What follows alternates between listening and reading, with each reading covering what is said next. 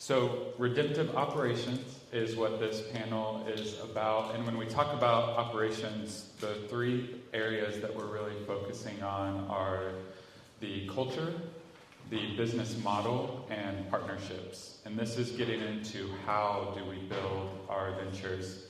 In the Redemptive Business Playbook, there's a really brief excerpt that I just want to read. I think it outlines the topic very succinctly. So it says, here too, organizations and individuals can conspire in what seems little more than an exchange of labor for money. Leaders use people as human resources to be allocated rather than as whole persons to be developed and blessed. Perhaps especially in environments where the opportunities for impact or financial returns are significant. Many pockets of healthcare can fit into that bucket.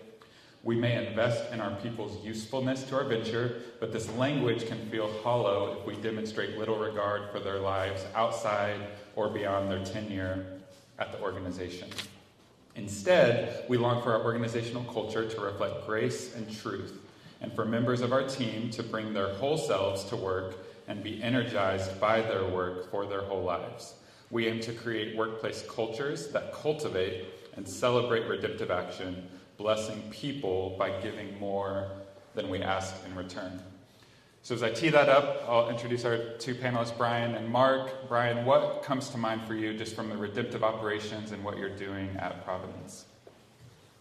Yeah, so I'll start by saying I can't think of another industry sector. I can't think of another industry sector that has the opportunity that we have in healthcare to truly love people and care for people. And so that motivates me. And so how does that influence my operations? So you mentioned culture. Culture is a huge thing for our business, and I think it helps us focus and keep centered on why we do what we do and the idea of the beauty of the ability we have to serve people and care for people. So I shared with you guys this morning about kind of my journey, and I shared with you the passage in Mark chapter 10 and the message that Jesus said, if you want to be great, learn to serve. And that God used that time in my life to just kind of anchor that whole idea for my business. And what came out of that was our core values for our business. And the core values for Providence are an acronym for SERVE, those 5 letters. And so operationally, we spend a lot of time focused on what does it look like for us to operationally carry those 5 values out on a daily basis. Just real quickly, I'll give you the real short version, but the S stands for serving others is our secret to greatness. We want to go the second mile when we care for people. E stands for everybody matters.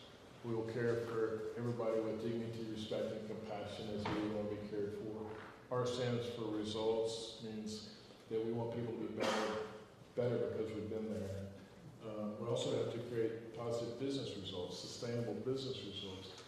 The B is for virtue, which means we will operate with integrity in everything we do. We want to operate in the light and not in the shadows, not in the dark. And then the last E stands for excellence, meaning we want to be excellent in everything we do, and mediocrity is not accepted. So operationally, we invested years ago in a person, a role, a position in our company called Director of Corporate Care. And her primary role and function is to keep these values in front of us, keep these values in front of our team and everything that we do. So that's one way, operationally, through Providence, that we're really trying to walk it out, I guess, and walk out these importance of serving others. And so, Yeah, thank you, Brian. Mark, I'll have you. Do you mind just introducing the sector you're in with the staffing agency? Sure. And then just the initial thoughts that come to mind with redemptive operations. You bet. I've been in the healthcare staffing industry for 26 years now. About a year ago, a new CEO came in to our business, so I semi-retired and was blessed with the opportunity after that role to be on the board of directors for 3 other healthcare staffing companies, small to mid-size. And part of what I realized is that's my passion, is that size of business, not to where we were at AHSG, 300 million plus. There's a lot of red tape, and that just wasn't my jam. So I'm blessed to be where I am today. And when I think of, redemptive strategy, redemptive leadership, Tracy mentioned something yesterday, and you might have to remind me of all the words, but it's like we don't need a big, tent where we're bringing everybody. We just need to love people. And I was like, that nails it right there. That's how there's been no greater pleasure for me in terms of being a CEO through my career, of being able to allow people to work in an environment that honors Christ, they can provide for their families, and they like coming to work. Those were kind of our guiding principles there. One of the things that we did in terms of culture, and Brian, we're salespeople, so we have reflection. There's a lot more letters to go through, and I won't go through all those, but I'll share with you one practical thing that we did. When we would hire a new class of people, they would all come in to Oklahoma City, or Edmond, where our office is, and go through a 4-day program called Immersion. And that's where we would talk about our core values. And then what we did for Immersion is the first day of Immersion, they would have a class in the morning, and they would come to my house for lunch. And I would get to sit down. We tried to keep the classes at about 12 people, but I would present to them a little bit about who I am and who the company is, and then we would just eat together. Sounds pretty simple, but hugely effective. I mean, to me, I wasn't even, I'm just like, this is cool. Let's take care of our people. And we would get so many comments that say, I've never sat down with an executive or a leadership team like that and been treated the way we were. The second day, our CFO would do a tour of downtown, show them the memorial, take them to eat pizza. The third day, our CMO would do a cookout. We had 2 office buildings here, and he would pull out, he had a trailer with a grill on it. We'd set up in our garage and just cook for people in the whole office, and the new immersion candidates were there. So that's just a practical example for me of ways that we would reinforce our culture. And then it's not a one-time deal, right? Because at 6 months, we would get that class back together and say, how are we doing? Here's how we told you we are. Are we living up to those values that we explained to you? So, yeah, thank you, Mark. And I have a question for both of you. When we talk about culture and redemptive leadership, it has to start with the leader. And I think that's the people in this room, is bringing that redemptive intent to a business. But when we look at how do we scale it, the way to scale it is through the culture that we foster and facilitate. Mm-hmm. You both hit on it a little bit, but Brian, you mentioned Providence is your sandbox, so you're kind of operating in there, experimenting. Right. Mark, in the role you're in now, you get to serve multiple CEOs that are running their ventures. Mm-hmm. So you both have a bit of a different perspective. I'd be curious to hear from you how you scale the redemptive culture outside of just you. And, I know your direct leadership team is pretty bought into that idea. And then, Mark, I'd love to hear from you next on how you do that through multiple ventures and use the influence you have through those CEOs who are leading the businesses. Sure. Yeah, that's a great question. Timely for me, actually, because so I'm in the season of my career where it's not like retirement's not on my agenda, but it's like what's next kind of is on my agenda, and it's actually what I'm really focused on right now is transition, and what does that look like? And I think I've thought a lot about this. I think the pinnacle of my leadership over a 40-year career, I think the pinnacle of my leadership is right now. And that is, how do I transition? Because I'm talking about how do I transition culture. Mm-hmm. That's not just hiring a leader, but it's how do I transition the culture to the next generation that it could continue. And so I'm in the middle of that right now, trying to support a team that can take the business to the next generation, if you will, without me. And I don't mean like I'm necessarily going somewhere, but like they don't need me to be the drum beater. Yeah. And they can carry the message, and they can carry the purpose and the mission for what we're working on. So it's a big deal to me right now. Yeah, it's good. You want to hand to Mark? Sure. So I'm going to answer it in two ways. One with what I just came out of at AHSG, and then what I'm doing right now. And you mentioned it starts at the top. And so I was blessed with a CFO, CTO, and CMO that were all believers. So every Thursday morning, we would get together and pray. We had a half-an-hour block that was our time, and all of us knew not to mess with that 30 minutes. And what happened with that was my assistant and other people would ask, well, hey, can I talk to Mark or Brian or Eric? And they'd be like, no, they're in their prayer time. So that kind of started trickling down, in my opinion, also then to the next level leadership.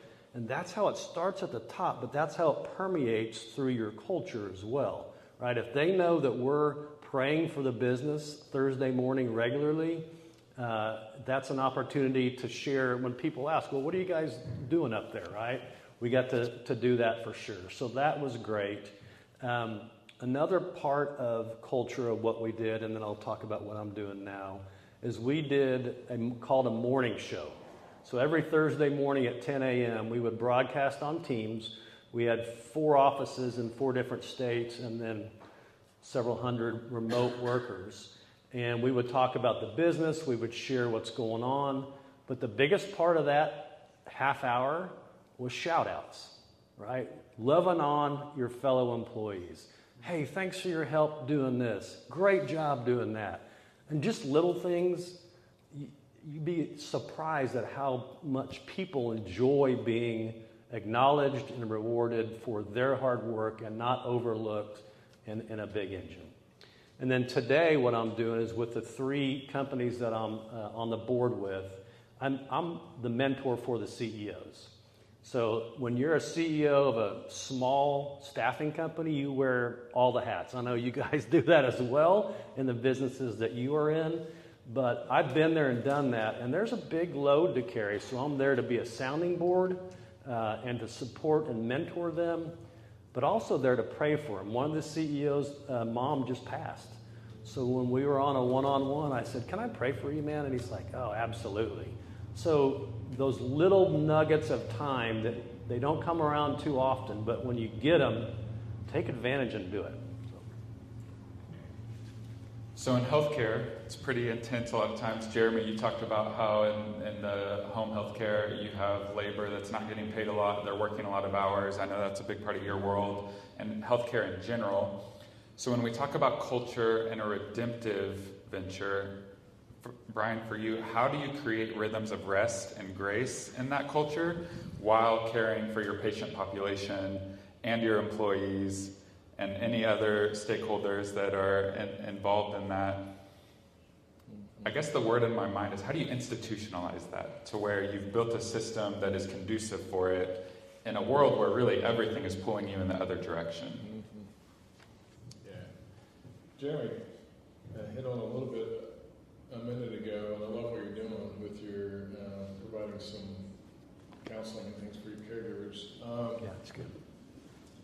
A statement that we share among Cultivate on a pretty regular basis is a quote that says, if I'm asking for my people to do radical things, then I need to serve my people in radical ways. And I care for my people in radical ways. And I really believe that's true, and that's what Jeremy was alluding to as well. We're asking our team to do radical things when it comes to caring for people in the way that we want to care for people.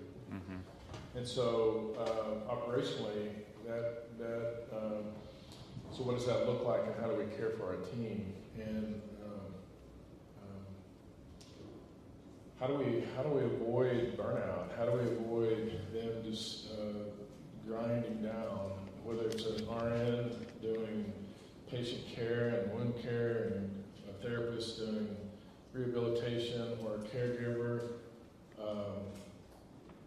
working either multiple jobs or working a lot of overtime just to pay the bills and put the food on the table, or in our business, even a hospice nurse that's dealing with end of life and death and dying every day, and maybe just had 2 of the patients she's cared for months pass away in the same day, and how does that impact her? How do we care for the team that's doing that? So it's an ongoing focus and opportunity for us through our operations. The thing that's, so we try to set up systems that can minimize the burden on them. Specifically, give an example, like in nursing care, therapy care, one of the big burdens with them is documentation and the weight of that, where a lot of them would say, well, I spend my day seeing patients, I spend my evenings doing documentation.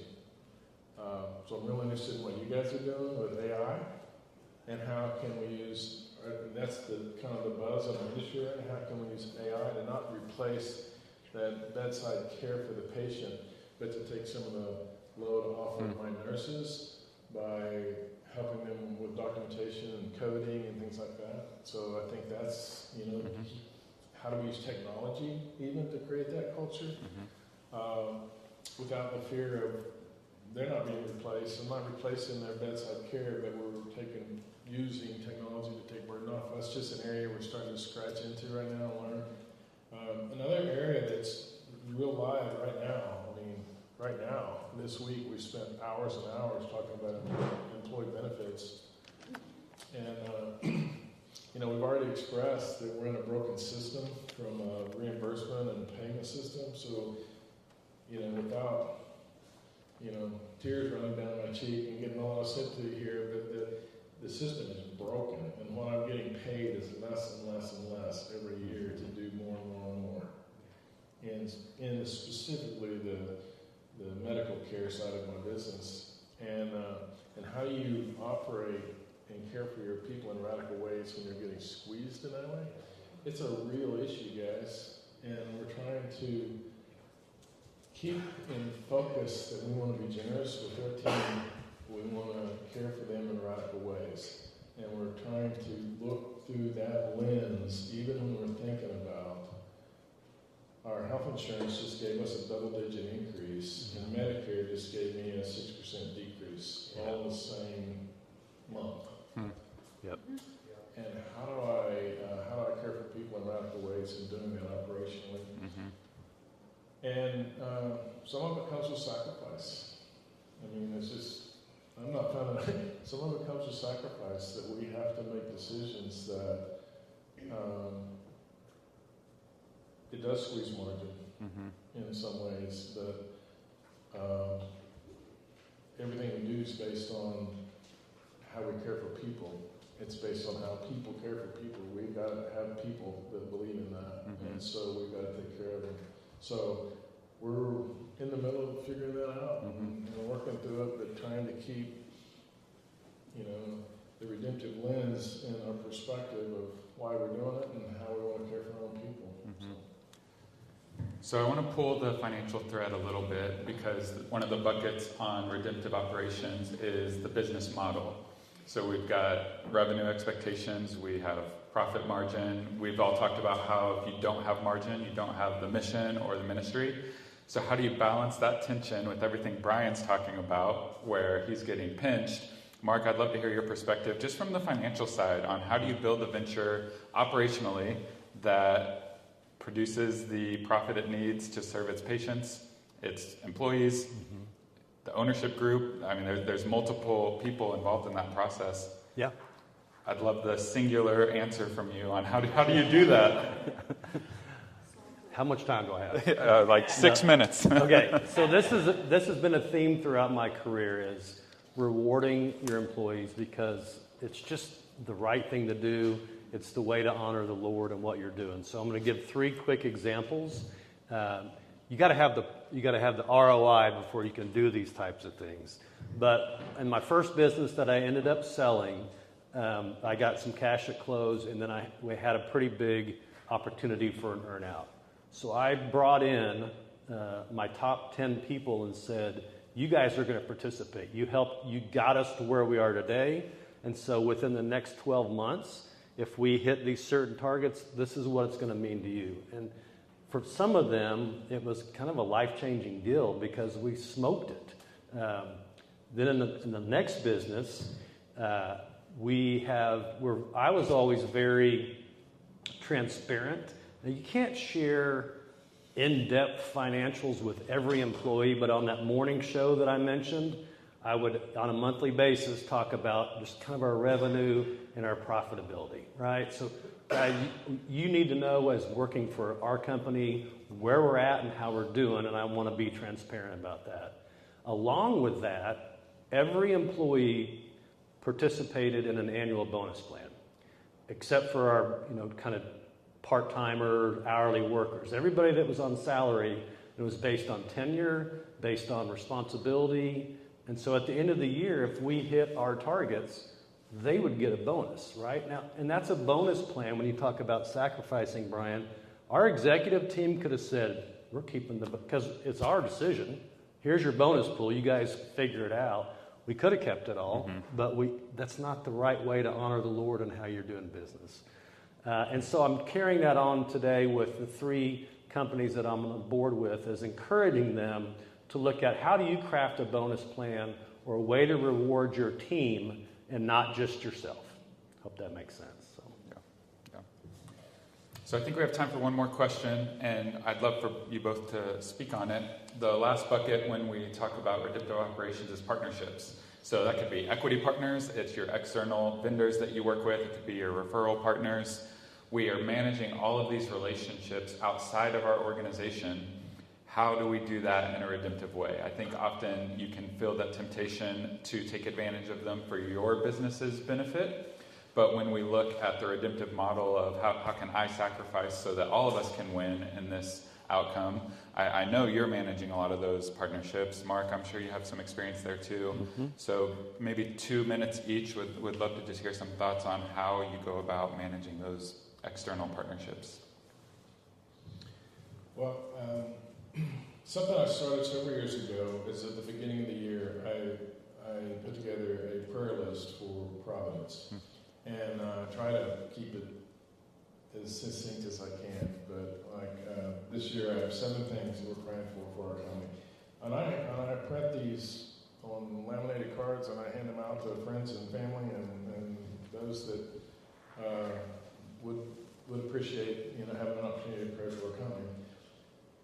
One of the things on my prayer list is praying for people of peace and for our business and what that means at the core to me is partnerships, and people of peace that Jesus talks about in Scripture,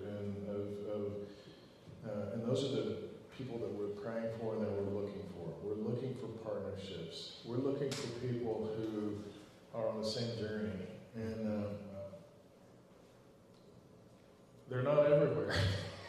They're hard to find, and so we're praying that God would bring people of peace.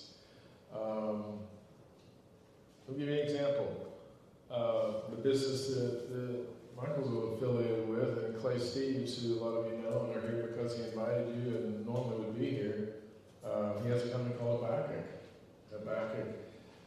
Habakkuk is a distributor of orthopedic joints for orthopedic surgeons, replacement knees and hips and shoulders and things. Well, that is strategic to my business for caring for orthopedic patients that just had a knee replacement. And so I consider Clay, although he's a dear friend, I consider him a person of peace. And his business is a person of peace for our business. And it opens the door for conversations at a much deeper level of understanding what they need for their business, what we need for our business, and how we work together to do that.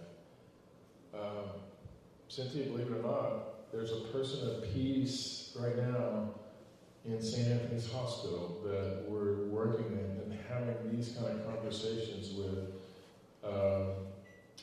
They're not a part of the hospital, they're a group affiliated with the hospital, but we're having conversations of peace and partnership. And it allows for us to, it even allows for us to care for people in more dramatic ways and in more exceptional ways, and when you have levels of partnership like that. So anyway, long answer, but we're looking for that partnership opportunity all the time. I think it's hugely strategic to find healthy partnerships that are aligned in their values, that aren't asking me to play in the dark side, but they're asking me, but we're agreeing to play in the light and figure out how to support one another down that journey. It's a difference maker. Yeah, Mark? That's good to end on. We out of time? Yeah, we have a few minutes for you to respond. All right, so this is a little different, but when you mentioned person of peace, what came to my mind is, first of all, not all private equity groups are created equally. The first private equity group that we sold to, the owner was the smartest guy in the room.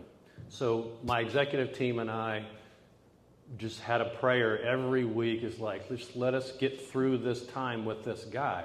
But through the course of that, what came to us is a guy named Paul, who is below the owner, who was a believer, and we formed a tremendous relationship with. And that's the guy in private equity now that I'm on the boards with for the companies that he bought. So I think that when you seek out those persons of peace and you find them, that can be a long-term relationship, whether they're a vendor, a friend, or a coworker. Mm-hmm. Yeah, well, give a hand to our panel. Thank you guys so much.